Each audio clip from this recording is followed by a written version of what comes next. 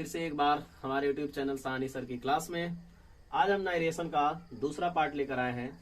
पिछली वीडियो में आपने देखा, हमने इंट्रो कराया कि डायरेक्ट और इनडायरेक्ट स्पीच किसे कहते हैं, रिपोर्टिंग वर्ब क्या है, रिपोर्टेड स्पीच क्या है, और आज हम जानेंगे इसका रूल नंबर 1। जैसा कि नारेशन में 5 जो सेंटेंस होते हैं हम पढ़ते हैं। पहला हमारा अफर्मेटिव सेंटेंस है, दूसरा इसके बाद इंट्रोगेटिव पढ़ेंगे, उसके बाद से इंपरेटिव, ऑप्टेटिव और लास्ट में एक्सक्लेमेटरी पढ़ा जाएगा। तो जिसका पहला अफर्मेटिव सेंटेंस आज हम लेकर आए हैं और इसको बहुत ही आसान भाषा में आपको समझाया जाएगा कि आखिर से बदलता है कि नहीं बदलता है, अगर बदलता है तो कैसे बदलता है, और क्या है रूल नंबर 1 का सच्चाई। बहुत सारे लोग जिसमें कंफ्यूजन में रहते हैं, सारा कंफ्यूजन आज वीडियो में दूर होगा। तो चलिए वीडियो को स्टार्ट करते हैं। तो देखिए यहाँ पर पहला अफर्मेटिव सेंटेंस जो है, अफर्मेटिव सेंटेंस के रूल्स क्या होते हैं। जैसे डायरेक्ट से जब हम इनडायरेक्ट में इसको बदलेंगे तो इसका रूल क्या होगा। तो सबसे पहले है कि अगर वाक्य के रिपोर्टिंग वर्ब में, रिपोर्टिंग वर्ब आपको कल समझाया गया था कि कामा और इन्वर्टेड कामा से बाहर के हिस्से को रिपोर्टिंग वर्ब कहते हैं। तो उसमें अगर ऑब्जेक्ट देता है तो से टेल में बदलेगा, सेज है तो टेल्स में, सैड है तो टोल्ड में बदल जाएगा, सेइंग है तो टेलिंग में बदल जाएगा। तो यह आपका अफर्मेटिव का यह ऑब्जेक्ट जब रहेगा तो बदलने का ये नियम है। अब आगे देखिए कंजक्शन, यानी कि जैसे ही आपका कामा और डबल इन्वर्टेड कामा टूटेगा तो वहां हम कंजक्शन के रूप में उन दोनों सेंटेंसों को जोड़ने के रूप में हम लगाएंगे दैट। अब आगे देखिए अगर टेंस है तो टेंस का परिवर्तन भी करते हैं, पर्सनल प्रोनाउन है तो पर्सनल प्रोनाउन को भी बदलने हैं। तो अब पर्सनल प्रोनाउन क्या होता है आपको अगली वीडियो में बताया जाएगा। फिलहाल में नियम नंबर 1 की तरफ हम चलते हैं। तो यहाँ पर रूल नंबर 1 कहता है कि यदि रिपोर्टिंग वर्ब, यानी कि यदि रिपोर्टिंग वर्ब प्रेजेंट या फ्यूचर टेंस में हो तो रिपोर्टेड स्पीच के टेंस, ध्यान रखिएगा, रिपोर्टेड स्पीच के टेंस को नहीं बदलते हैं। अगर पर्सनल प्रोनाउन है बदलने वाला तो वो बदलेगा। बहुत सारे लोग कह भी देते हैं कि बिल्कुल नहीं बदलते हैं। नहीं, पर्सनल प्रोनाउन है तो बदलिए, लेकिन टेंस मत बदलिए, जिस टेंस में है उसी में रहने दीजिए। अब आगे देखिए तो कोई परिवर्तन नहीं करते हैं। अब बात यह आती है कि प्रेजेंट और फ्यूचर आएगा तो पहचानेंगे कैसे।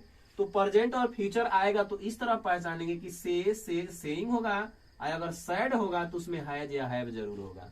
तो हम इसको पहचान लेंगे कि हमारा यह हमारा प्रेजेंट टेंस में है। और फ्यूचर की तो सारे लोग जानते हैं कि शैल विल रहेगा तो वह फ्यूचर में रहेगा। एग्जाम्पल की मदद से इसको समझते हैं। चलिए डायरेक्ट में हम लिखते हैं एक सेंटेंस। जैसे मान लीजिए कि राधा विल से, अब आगे लिखते हैं हम टू मी, यानी Radha will say to me. फिर से हम अंदर लिखते हैं कि he can go to house. अब यहां देखिए हमने एक सेंटेंस लिख दिया डायरेक्ट में। तो डायरेक्ट में हमने क्या लिखा कि राधा विल से, राधा कहेगी मुझसे कि he can go to house, वह घर जा सकता है।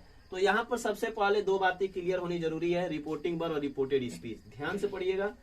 अब यहाँ देखिए Radha will say to me, इतना दूर का हिस्सा हो गया आपका रिपोर्टिंग वर्ब, क्लियर। यहाँ अंदर का जो हिस्सा है ये हो गया रिपोर्टेड स्पीच, क्लियर हो गया। अब इन्हीं दोनों से नियम कानून तो हमारा बदलेगा। तो यही नियम है कि रिपोर्टिंग वर्ब किसमें होना चाहिए, प्रेजेंट में या फ्यूचर में। तो यहाँ पर देखें तो Radha will say to me है, इतना दूर का हिस्सा जो रिपोर्टिंग वर्ब में किसमें है, विल दिया है, यानी विल दिया है, इसका मतलब यानी कि फ्यूचर में है।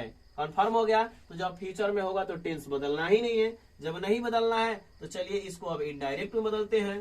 तो यहाँ पर आपका हो जाएगा राधा, अब आगे हो जाएगा विल से। अब बदलेगा, देखिए से बदलेगा, क्यों बदलेगा, क्योंकि इसमें हमारा यह ऑब्जेक्ट है, ये मी हमारा ऑब्जेक्ट है, राधा हमारा सब्जेक्ट है। तो यहाँ पर लिखा हुआ कि अगर वाक्य के रिपोर्टिंग वर्ब में ऑब्जेक्ट हो तो हम इसको इधर वाले में ट्रांसफर कर लेते हैं, यानी बदल लेते हैं। तो से है हमारा तो किस में बदल जाएगा, तो ये हमारा बदल जाएगा टेल में। आगे हमारा मी है तो ये हो जाएगा मी। और यहाँ पर जैसे ही ये कामा और डबल इन्वर्टेड कामा हटेगा तो उसमें कंजक्शन हमारा जोड़ने वाला ये लगेगा हमारा दैट, क्लियर।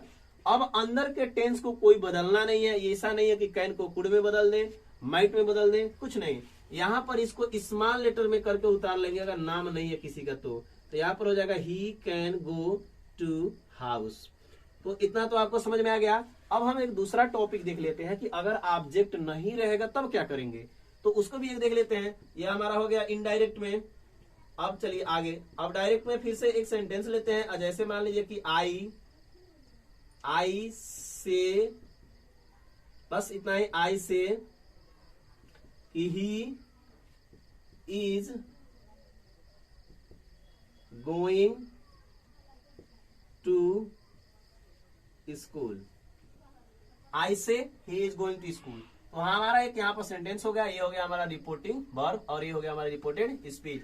अब जब इसको हम बनाएंगे तो हो जाएगा आई और से का से ही रह जाएगा, क्योंकि इसमें ऑब्जेक्ट नहीं है। कल ही आपको वीडियो में बताया गया था कि टू जब आएगा तो ऑब्जेक्ट भी आएगा और टू नहीं आएगा तो ऑब्जेक्ट नहीं आएगा। तो इसमें ऑब्जेक्ट नहीं है।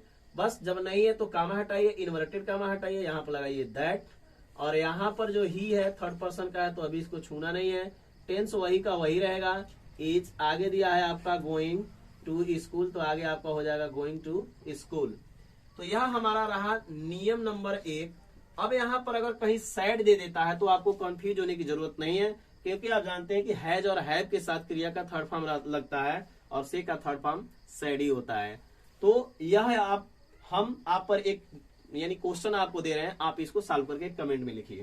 तो यहाँ पे चलिए हम एक क्वेश्चन दे रहे हैं कि I have said comma inverted comma में कि राम हैज गॉन। तो यह क्वेश्चन आपके लिए हम दे रहे हैं होमवर्क के रूप में, आप इसको लगा करके कमेंट बॉक्स में लिखिए। और इसका पार्ट यानी नेक्स्ट पार्ट देखने के लिए और बहुत सारी वीडियोज को देखने के लिए हिंदी और अंग्रेजी में आप हमारे चैनल को सब्सक्राइब करें और लाइक करें।